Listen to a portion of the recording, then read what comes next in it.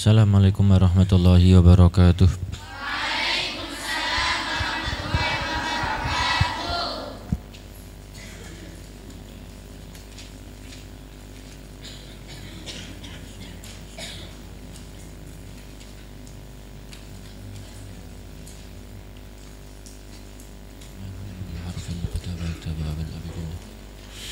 Al-Fatihah.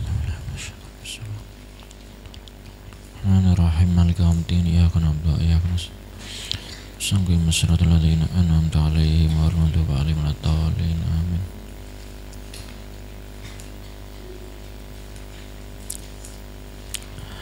Bismillahirrahmanirrahim. Kita baca dulu nadamnya ya.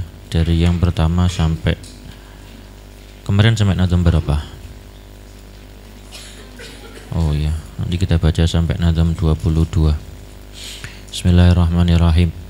Alhamdulillahil muwaffiqi lil ula hamdan yuwafi birrahul mutakamila thumma salatu ala nasu lil mustafa wal alima sahbin wa tubba'in wila taqwal ilahi madaru kulli sa'adatin wa tiba'u ahwa ra'su syarri habaila inna tariqa syari'atun wa tariqatun wa haqiqatun fasma'laha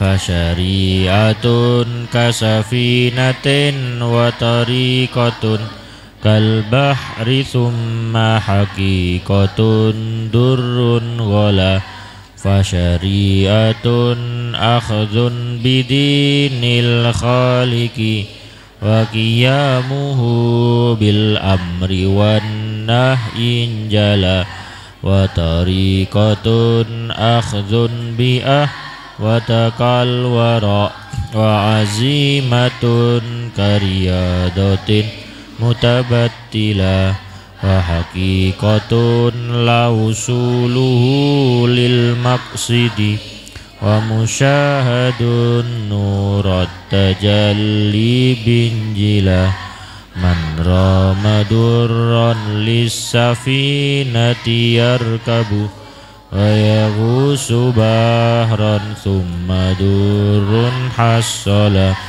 wa kadhat tariqatu wal haqiqatu ya akhi min ghairi fi'li syari'atin lan tahsulab fa alaihi tazyinun li dhahirihil jali bisyari'atin liyanura qalbun mujtala wa tazula anhu zulmatun kayyumkina li tariqatin fi qalbihi an tanzila wa likulli wahidihim tariqun min turuq yakhtaruhu fayakunu min dawasila kajulusihi bainal anami murabbiya wa kakathratil awradikas sawmis salab wa kakhidmatin linnasi wal hamlil hatab litasadduqin bimuhassalin mutamawwala man rama ayyasluk tariqal awliya falyahfadan hadal wasaya utlub mataban bin nadamati muqli'a wa bi azmi tarki dzambi fi mastukbila wa bara'atin min kulli haqqil adami wa li hadhil arkani far'a wa kammila wa kihi dawaman bil muhasabatil lati tanha katak siron jarab wa tasahula wa bihifzi ainin wal lisani wa sairil a'dha jami'an fajahadan la taksila fattaubu miftahun likulli ta'atin wa asasu kullil khairi ajma'a ashmala fa ini betulita bi ghaflatin aw suhbatin fi majlisin fatadarakan muharwila. Bismillahirrahmanirrahim. Iki pakai yang apa iki? Oke, wis.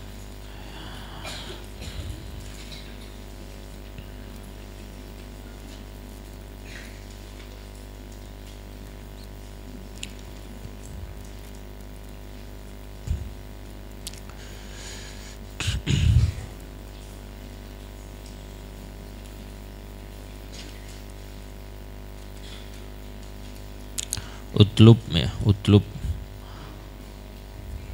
mataban bin nadamati mukli'ah wa bi azmi tarki dzambi fi mastukbilah.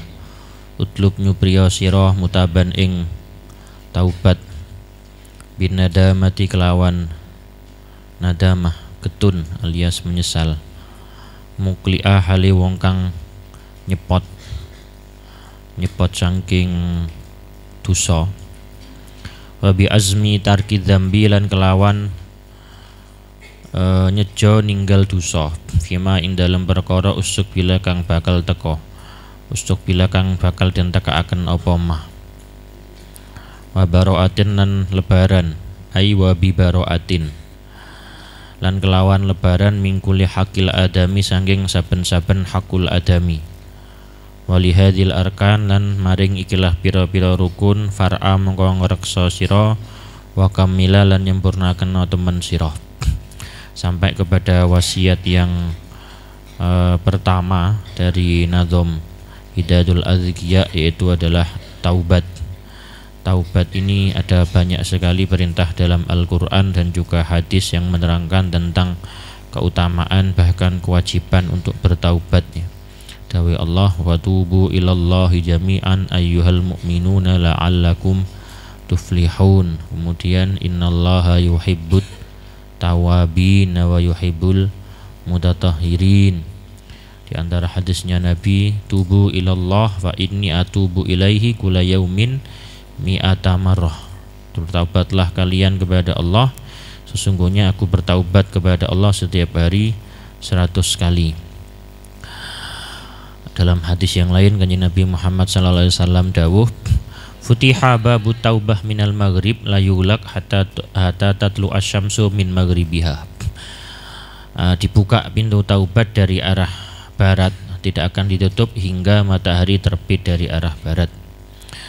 Dalam hadis yang lain Nabi Muhammad sallallahu alaihi wasallam bersabda, man taba qabla ayyuwarghir qabilahullah. Barang siapa yang bertaubat sebelum nyawanya sampai di tenggorokan, maka Allah pasti akan menerimanya. Bahkan orang yang berdosa kemudian taubat, maka seperti orang yang tidak punya dosa. At-taibu minadz-dzambi kaman la dzambalah. Wah, ini jadi orang yang bertaubat dari dosa maka seperti orang yang tidak punya dosa. Dan hadis-hadis yang semacam ini menerangkan tentang keutamaan taubat sangat banyak sekali. Maka wasiat yang pertama, utlub mataban bin nadamah. Maka berusahalah kalian untuk bertaubat dengan cara apa? Yang pertama dengan cara menyesal. An-nadamah adalah rukun yang pertama daripada bertaubat. Jadi orang yang taubat itu harus punya rasa menyesal. Menyesal niku ya napa? Jadi menyesal itu adalah hatinya merasa bergetar ketika mengingat dosa. Nah, ini jenenge nadamah, menyesal, getun lapo kok biyen tak lakoni. Lapo kok aku biyen ketemuan di nisare wit ringin. Lapo kok biyen janjian di nisare wit pring misalnya. Kok gak di nisare wit klopo ae. Maka nadamah itu adalah rukun yang pertama dan sekaligus yang paling utama. Karena dawai Nabi an taubah an nadam at taubah. An-nadam at-taubah. Jadi penyesalan itulah sebenarnya adalah taubat. Tapi bukan hanya menyesal saja, harus diikuti juga dengan rukun-rukun yang lain. Karena kalau hanya menyesal kemudian tidak melakukan rukun-rukun yang lain, ya maka ya seperti orang istilahnya lewong Jawa ngarani kapok lombok. Dikapok kepedesan tapi menini maneh kudu mangan pedes maneh. Maka yang pertama adalah nadamah. Kemudian adalah mukli'ah. Mukli'ah ini adalah berhenti dari perbuatan dosa tersebut. Jadi selain menyesal dia harus juga berhenti sa'analika. Kemudian yang ketiga adalah tarku wa bi azmi tarki dzambi fi mastuqbilah. Bertekad untuk meninggalkan dosa di masa yang akan datang. Maka ada 3 hal ini yang harus dilakukan. Yang pertama adalah menyesal, ketun wis gak ngelakoni maneh. Kemudian bersungguh-sungguh bahwa di masa yang akan datang bila usianya diberi usia yang panjang, dia akan menghindari melakukan dosa yang sama lagi. Dan ini baru taubate sah. Ditambah satu lagi, kalau dosa itu menyangkut tentang hakul adami, yaitu adalah wa bara'atin min kulli hakil adami.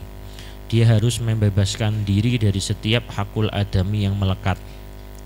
Lah maksudnya ya nopo? Jadi apabila dosa itu terkait dengan hak orang lain, ya, seperti kemudian mengambil uang temannya, seperti menyakiti temannya, nyepak kancani, ngidik-ngidik kancani sampai ngompol, ataupun perkara yang membuat orang lain tidak suka, lah maka ini termasuk hakul adami.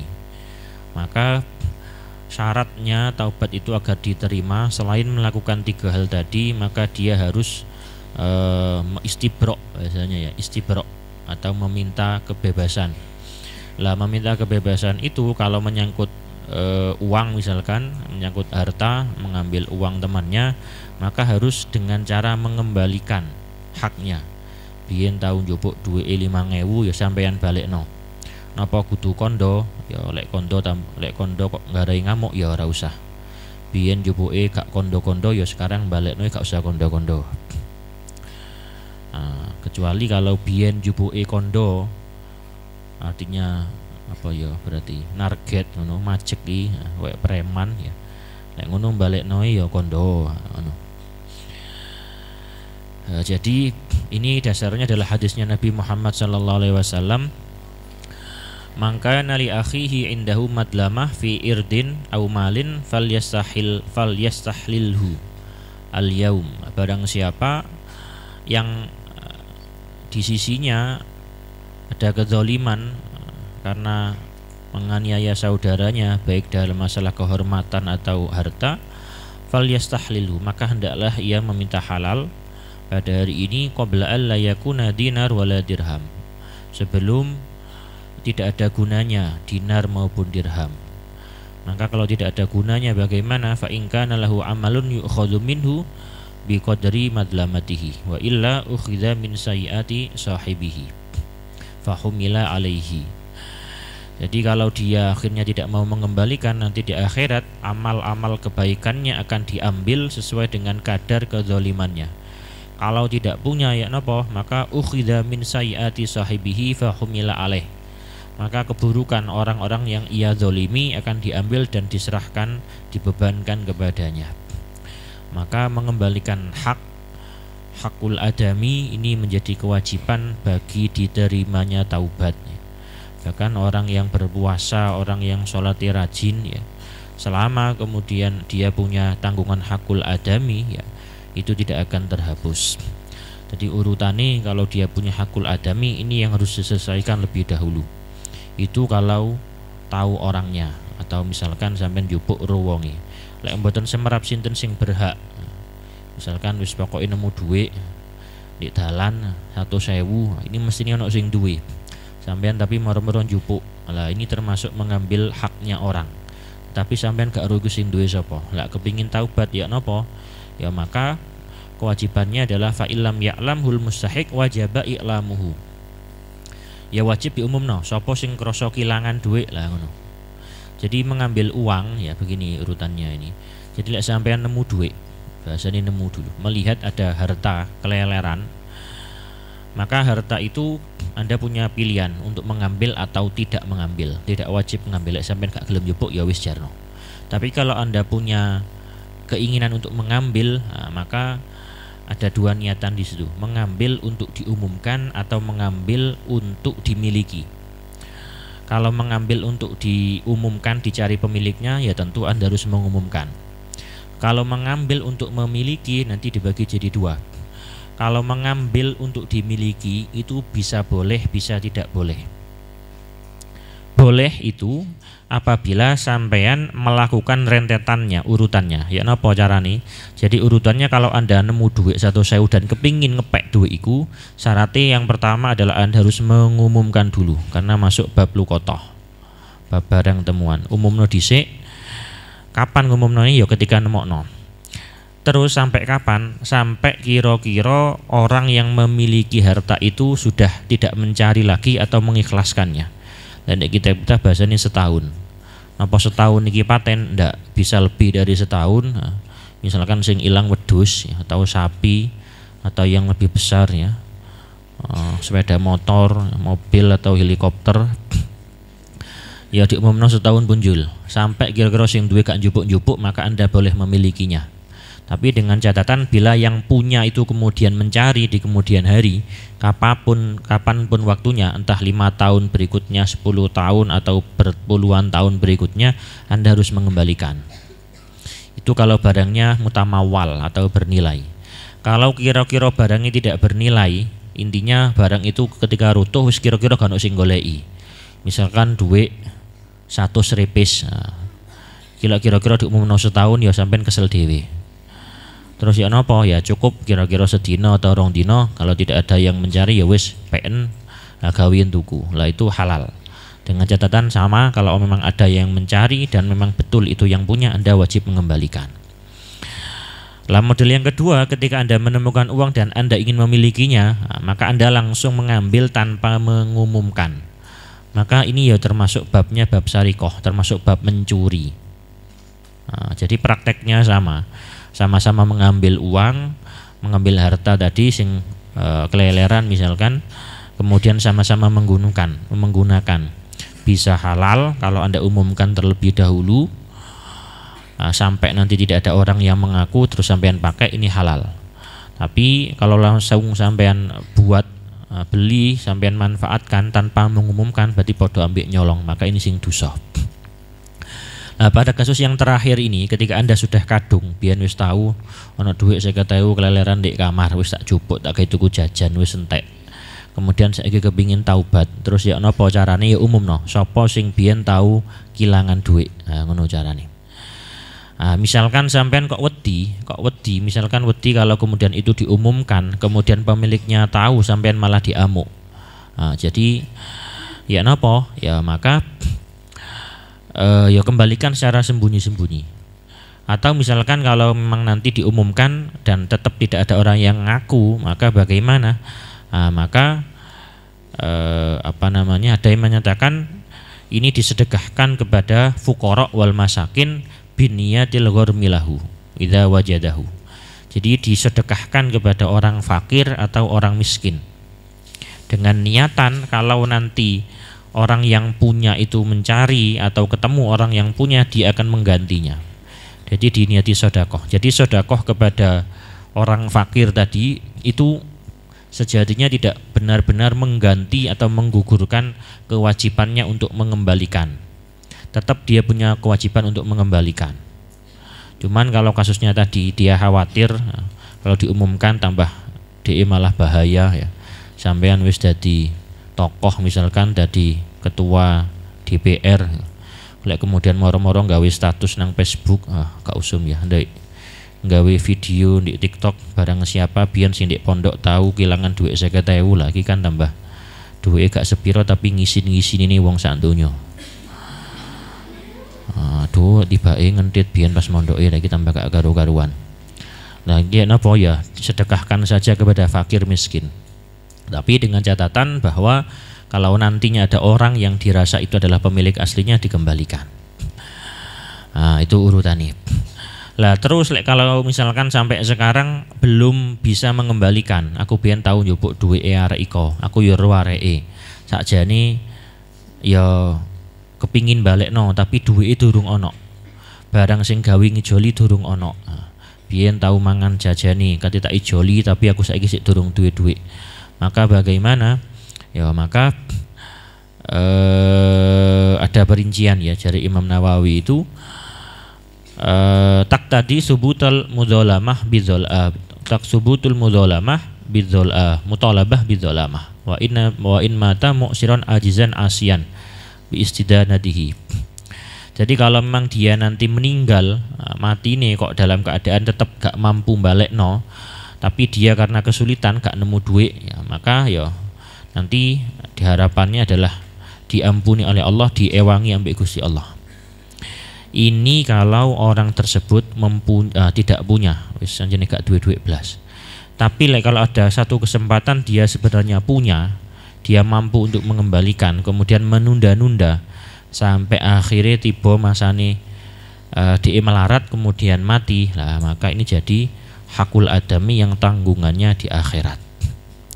Dan nilai tanggungan di akhirat tentunya akan lebih berat daripada tanggungan di dunia. Nah, maka perlu ya, ini kalau teman-teman merasa punya hakul adami dan pasti punya berkaitan dengan orang lain dan dibalekno. Kalau kemudian masih belum punya kesempatan, catatan tulisan. Yang penting gak usah diposting. Nanti sak kolo-kolo lek wis longgar ndang balekno. Ini ki. Ada satu kisah ya diriwayatkan oleh Ma'ruf Al-Karhi ini dari riwayatnya dari Anas bin Malik dan Ibnu Umar. Ada seseorang yang mendatangi Nabi Muhammad SAW. Orang ini kemudian bertanya kepada kanjeng Nabi, "Ya Rasulullah, dullani ala amalin yudkhilunil jannah." Wahai Rasul, tunjukkan kepada saya suatu amal yang dapat memasukkanku ke dalam surga. Nah, terus akhirnya apa kanjeng Nabi dawe? Qala la taghdab. Jawa kanjeng Nabi, ojo ngamuan. Lah, orang tersebut ternyata bertanya lagi kepada Nabi, fa illam utik dzalika ya Rasulullah. Lek kula mboten kuat, lek kula niki senggol titik bacok. Gak iso ngempet ngamuk. Dadi wis anjene setelan pabrike iki wis ngamukan. Gak kena ana keliru titik wis aku kudu ngamuk-ngamuk ae. Ya napa lek ngoten? Jare kanjeng Nabi, fastaghfirillah azza wa jalla kulla yaumin ba'da sholatil asri sab'ina marrah. Yaghfiru laka dzunuba sab'ina aman. Lek ngono istighfar, maca istighfar saben dina sak marine salat asar 70 kali. Maka Allah akan mengampuni dosamu selama 70 tahun. Nah, orang tersebut bertanya lagi, fa illam ya'ti alayya dzunubu sab'ina aman. Lek kula mboten gadah dosa 70 tahun pripun? Umur 45 kula wis mati. Dawuh Kanjeng Nabi, ya yughfaru li ummik, lek ngono ya akan diampuni dosa-dosa ibumu. Tapi fa in matat ummi wa lam ya'ti alaiha dzunubu sab'ina aman. Lek ibu kula niku mboten sampai umur 70 pun sedo ya napa? Dawuh Kanjeng Nabi, qala yughfaru li aqaribika. Maka ya dulur-dulurmu nanti akan yang diampuni. Maka ini ya salah satu faedah membaca istighfar ba'da salatil asri. Ya gak usah kudu lungguh madhep ngulon di musola ya, dimanapun tempatnya sampean mbek lungguh-lungguh di nisore wit-witan kono ambek ndodok ya kenek ya. Semeneng-meneng ambek istighfar, gak perlu nggawa mic lah. Jadi itu bisa dilakukan dan paling ya gak suwe 5 menit 10 menit wis mari. Berikutnya waqihi dawaman, waqihi lan ngrekso ki ya. Waqi wawunya waw atof, kinya itu fi'il amar dari waqayaki wiqayatan ya. Wakilan ngrekso sirohi ing matab atau taubat tadi dawaman ing dalem saklawase. Dengan cara apa? Bil muhasabah. Bil muhasabati kalawan muhasabah. Allati nyatani muhasabah tanha kang nyegah apa muhasabah ka ing sira. Nyegah taksiron ing pepeko jaro kang lumaku apa taksir wa tasahulan lan gawe gampang. Artinya waqihi dawaman dan jagalah taubat itu selama-lamanya dengan cara muhasabah. Muhasabah itu berarti meneliti dirinya sendiri. memeriksa perbuatannya sendiri, itu namanya muhasabah. Jadi terus meneruslah Anda untuk muhasabah. Lek sampean maca kitab Bidayatul Hidayah karangannya Imam Ghazali itu anjurannya setiap malam ya. Jadi ben bengi sadurunge turu itu diangen-angen sidina iki mang lapo ae. Nah, kalau orang-orang umum biasanya lek malam hari itu nulis diary, catatan harian ya. Lah ini kalau orang muslim dianjurkan setiap malam walaupun tidak dicatat tapi diangen-angen kait isuk mang lapo ae. Lah isuk mang misalkan sembahyang subuh telat atau wiridane ngantuk atau isuk-isuk wis ngosop ya istighfar, kemudian diniati untuk mengembalikan haknya orang lain. Jadi muhasabah terus sehingga akan muncul rasa taubat terus. Ada riwayat ya dawuhnya Sayyidina Umar bin Khattab, hasibu anfusakum qabla antuhasabu. Jadi hisablah diri kalian sendiri sebelum kalian dihisab. Wa ta'ahabu lil aradil akbar, dan bersiaplah kalian kepada hari pengumpulan yang besar di hadapan Allah, di hari di mana kemudian tidak ada hal yang samar sama sekali. Maka dawuh Imam Ghazali dalam kitab Ihya, barang siapa yang meneliti dirinya sendiri sebelum ia dihisab, artinya sebelum hari kiamat, dia wis menghisab amalnya sendiri, khaffa fil qiyamah hisabuhu wa hudira 'inda su'al jawabuhu. Orang itu akan ringan nanti hisabnya di akhirat, dan nanti ketika ditanya, ketika dimintai pertanggungjawaban tentang amal-amalnya, maka akan mudah menjawabnya, dan nantinya dia akan mendapatkan tempat kembali yang baik alias mlebu surga. Lah barang siapa yang tidak mau menghisab dirinya sendiri, ya maka dia akan terus-menerus dalam kerugian, dan nanti dia akan lama di akhirat menghadapi segala macam ujian itu. Maka niki anjurannya muhasabah, salah satu cara untuk agar orang itu terus-menerus bisa taubat. Karena kunci inti daripada taubat itu adalah orang itu menyesal. Orang itu menyesal kalau dia ingat perbuatannya yang berdampak tidak baik. Jadi kudu eling dhisik. Lek gak eling dhisik bagaimana dia mau menyesal? Lah eling tok durung ketantu menyesal. Karena kadang orang itu ingat dengan dosanya tapi dia tidak menyesal, justru merasa bangga. Oh kon, aku biyen pas preyan tambah ketemuan mbek arek 15. Oh kon tambah aku tambah mbek arek 20. Kon mek njupuk ngono tok. Oh aku tahu biyen nyolong pitik sak kandang-kandangi. Ini malah tidak menimbulkan rasa penyesalan, malah menampakkan kebanggaan. Jadi kudu iling dhisik. Setelah iling diangen-angen, kemudian kudu menyadari bahwa itu adalah perbuatan yang buruk.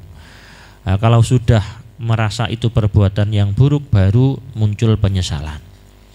Lah setelah penyesalan, maka dia harus berhenti dari perbuatan buruk itu.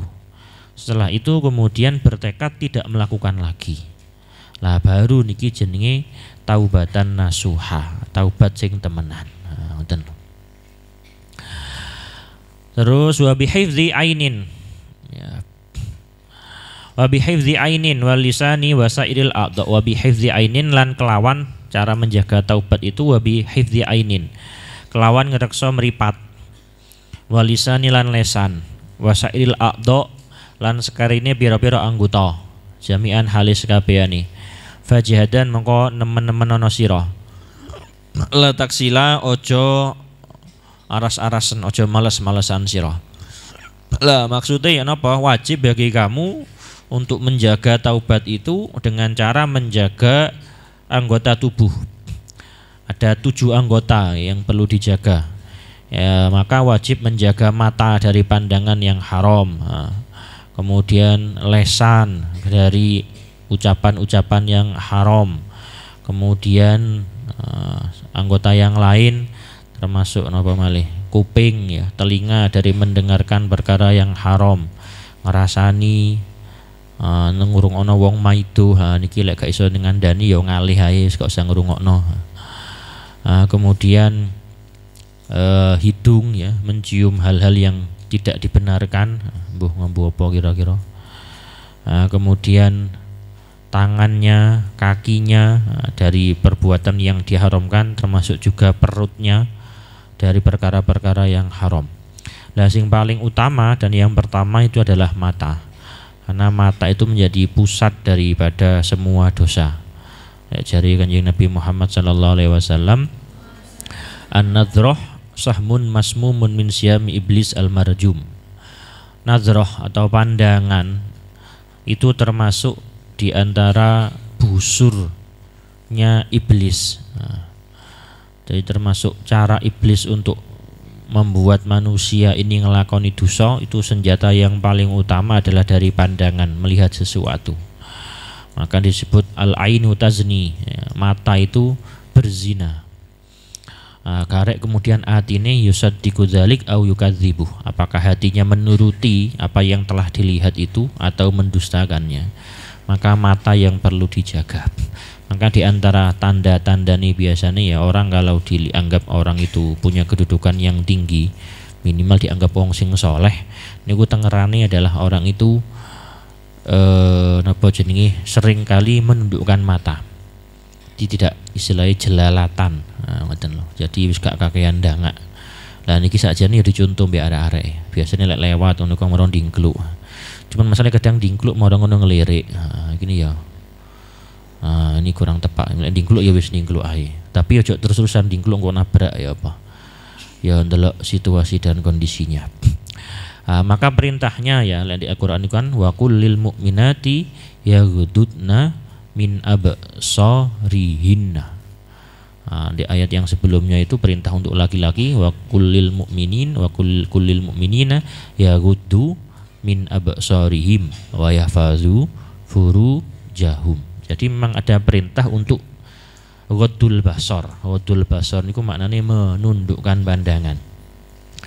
Lah sakjane kalau pada masa sekarang ini tidak hanya sekedar menundukkan pandangan ya, tapi juga mengurangi apa ya ndelok HP iku sakjane sing terutama. Karena etok-etoke dingkluk tapi tiba-tiba di HP ini ana macam-macam lah ya padha ae.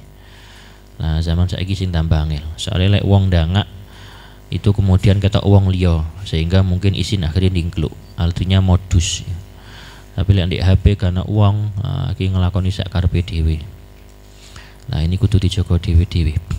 Yang kemudian menjaga lisan dari berdusta, menjaga lisan dari melaknat, misuh, senengane to maneh apa maneh, ngrasani, lha iki sing paling abot iki ngrasani. Nah, ngrasani ku paling enteng di lambe. Kayak ada manis-manisnya gitu lek ngrasani. Ana lek sedina gak ngrasani ku lambe koyo garing pecah-pecah ngono. Tidak ada info kayak apa, makanya kadang-kadang info masih ya ngono ya. Ki berburu rasan-rasan. Ya kabeh wong mesti ana. Maka ini kudu dijaga dhewe-dhewe, dikurangi, minimal ya ngurangi. Termasuk juga anggota-anggota yang lain ya wis apa tangani, kemudian lambene tadi wetengi, ini dijaga.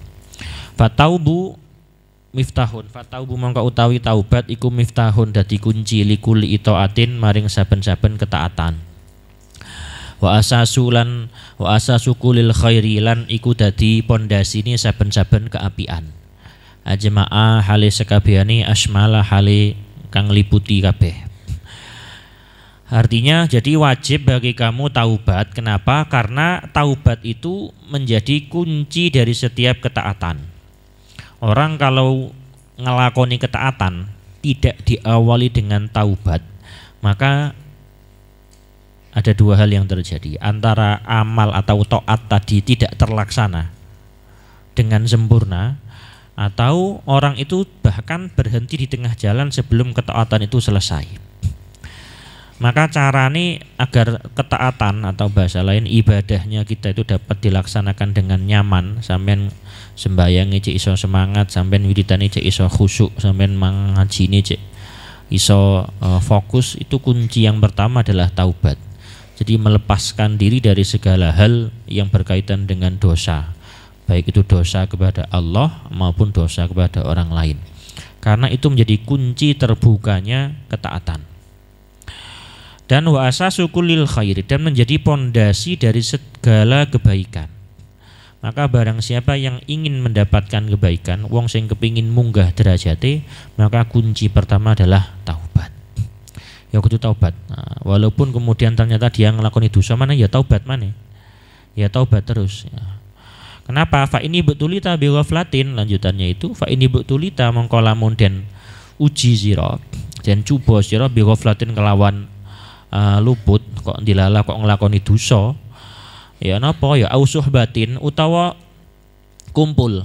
Kumpul ini maksudnya kumpul karo wong sing garokno nglakoni dosa fi majlisin ing dalam siji majelis. Ada yang memaknai suhbatur rajul ma'al mar'ah au suhbatul mar'ah ma'ar rajul, atau kumpuli wong lanang mbek wong wedok ngono gampangane, atau kumpul ambek padha wedoke utawa padha lanange tapi majelisi adalah majelis rasan-rasan. Lah ini dilalah ngono padahal gak kepingin rasan-rasan kok lungguh jajar mbek kanca-kancane padha cerita ngalor ngidul, mulai teko cerita sing lokal ngrasani kancane tangga kamari sampai tangga negara ya.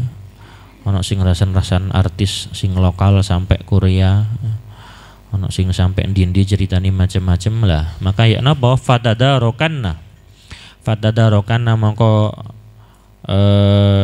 agi-agi sira nembelono sira temenan muharwila hale gancang-gancang cepet-cepetan ya. Maka kalau Anda kok ngelakoni dosa meneh ya wis ndang taubat. Jadi kunci pertama adalah taubat. Di antara carane ngakeh-ngakehno maca istighfar. Tapi napa cukup ya iku mah gak cukup ya kudu ana urutane. Jadi kudu muhasabah.